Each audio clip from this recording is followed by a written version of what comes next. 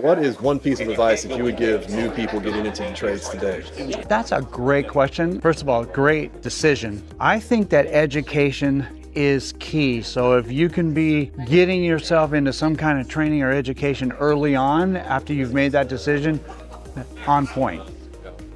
And then what would you say is the biggest mistake that you made in your career that you wish you could go back and correct or do something different about? Getting education and training early on. You get passed down rules of thumbs and sometimes bad habits from other contractors and not knowing the difference. But once I got into training, the light bulbs went up. So I think not getting into training earlier. Yeah.